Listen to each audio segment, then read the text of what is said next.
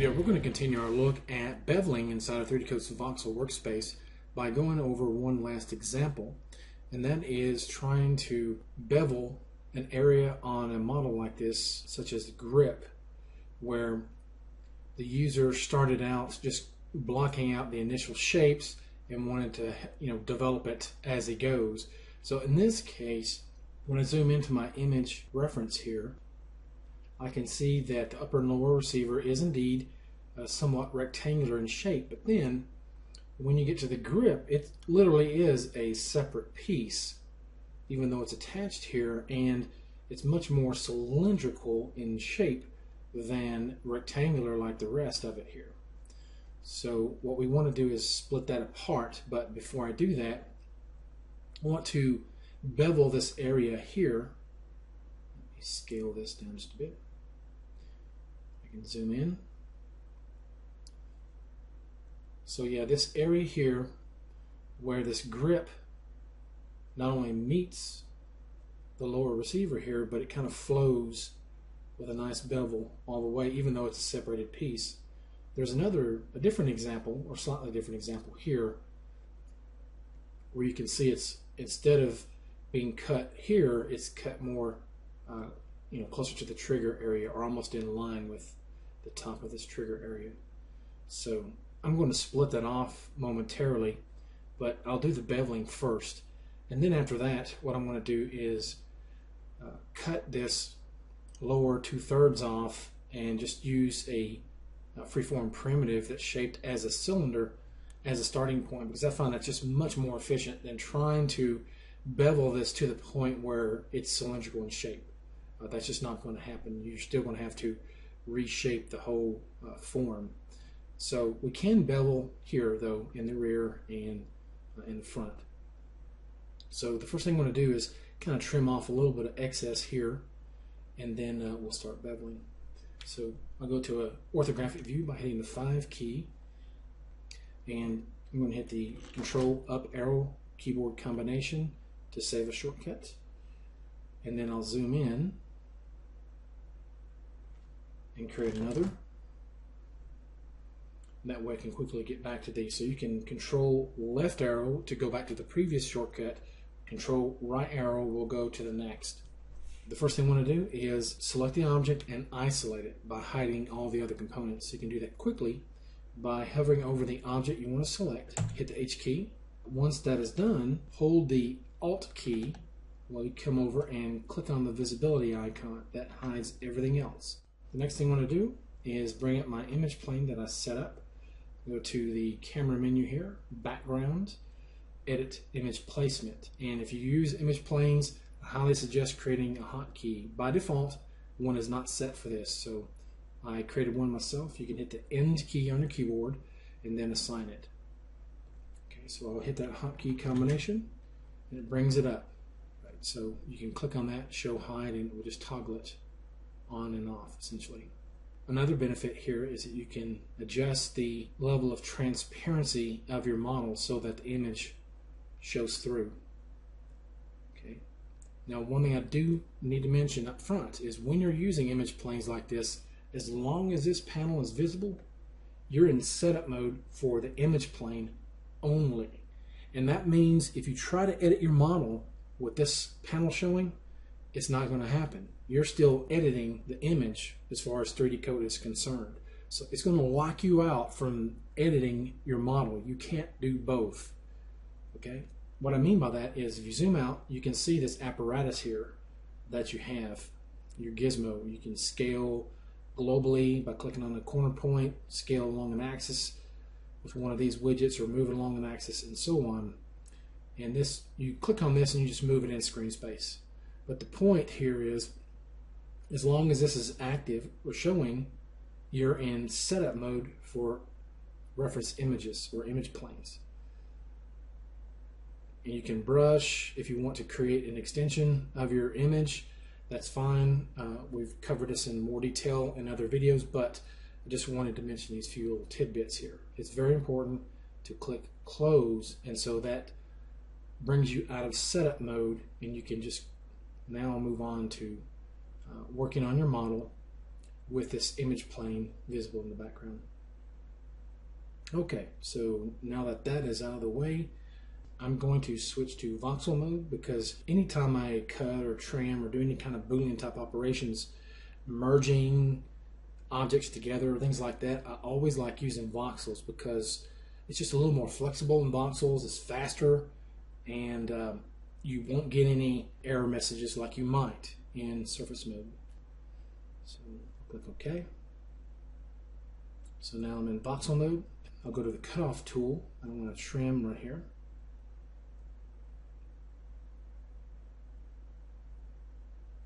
Hit escape to initially drop the creation of this spline, and I can go in and edit it.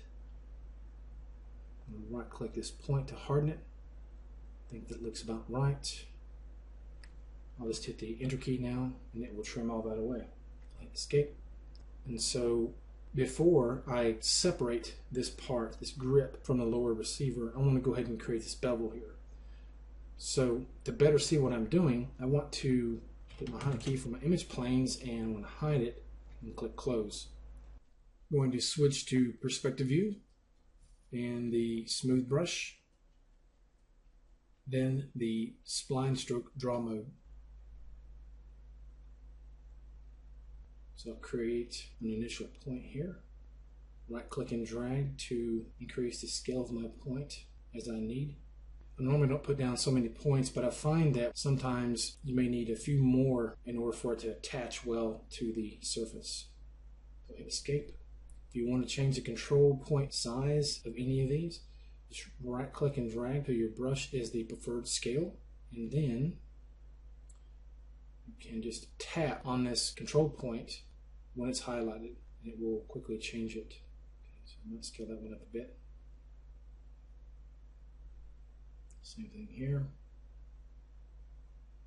The other thing I want to point out is you also have an edit pressure profile, and so that would be the same thing as either mashing down or just lightly brushing along this particular path.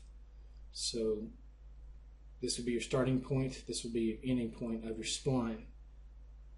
So if you want to adjust that and click on the line to create a point, you can right click to change the point type.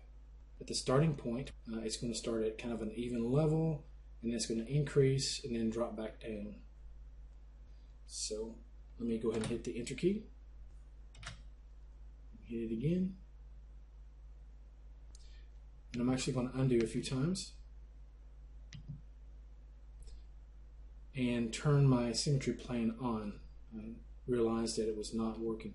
Now I could just go ahead and bevel on this side and then do a sim copy here, meaning copy it to the other side, but I'll just go ahead and turn my symmetry plane on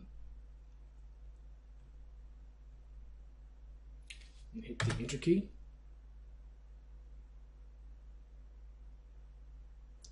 I'm going to reset this pressure profile.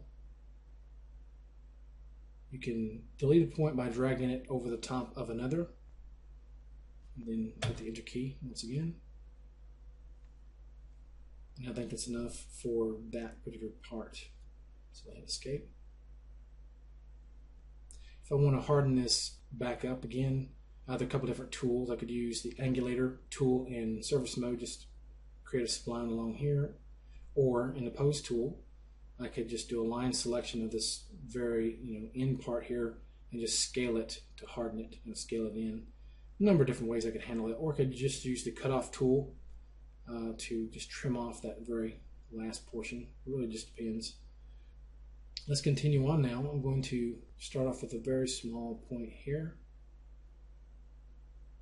Maybe increase the point size a little bit as I go.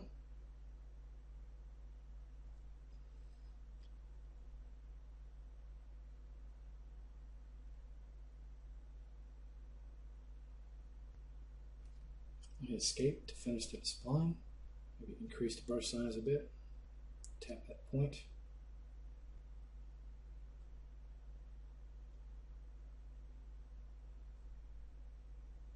And you do the same thing, hit the enter key.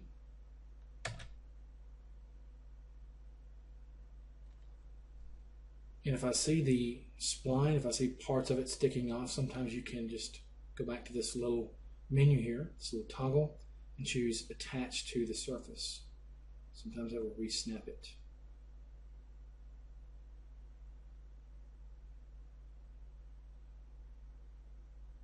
I'll hit the Enter key one more time, and hit Escape. And so I'm not going to worry about this particular part here because I want to cut right here and leave this upper part behind, and then this lower 2/3 portion here that's kind of rounded in shape. We want to recreate that with a cylindrically shaped object from the Primitives tool. Right, so I'll go back to my camera shortcut and the hotkey for my image plane. And click Close. I want to go ahead and split this off now by using the split tool. Use my bracket keys to reduce my brush size, and just go ahead and start making a path here.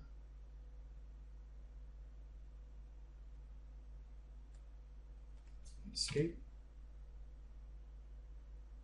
Just drag that to the end. One last thing I want to point out is if you're in surface mode especially, you want to be aware of this split border width. Okay, by default it's at 2.5. That may be fine for most purposes, especially for example if you're trying to separate the head from the body on a character model. Maybe you want to really increase the resolution in one particular area like the head, and you want to leave the body at a lower resolution. If you want it to work in voxels that way, this is a decent technique that you could use. And this split border width kind of gives you a little bit of overlap, so you don't see this big seam in the neck area. So yeah, you would want to adjust that down if you did want a slight seam there, as you can see here, just a slight change. So I'm going to bring it down to 0.2, hit the Enter key, and it not only split that apart, but it created a layer and it put that new part in that child layer. So I'll hit Escape to drop that spline, and in this case I want to hide the other part, or the parent layer here. If I hide it though, it's going to hide the child layer as well. So I need to make this independent by either right clicking and choosing Change Parent.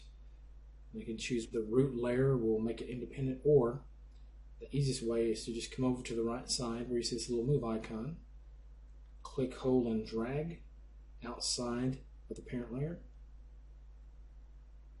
and it will place it there in the stack. So we'll double click that, name it grip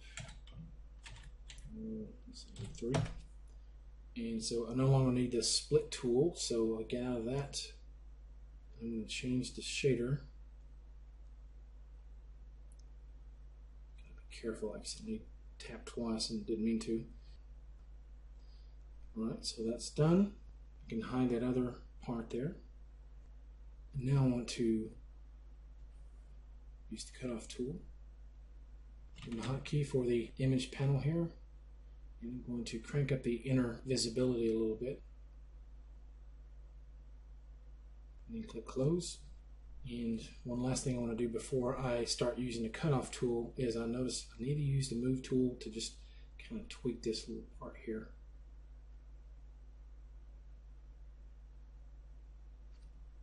I'm going to hold the Control key, that way it moves along the vertex normals. Okay, so now with that done, I can go ahead and make my cut.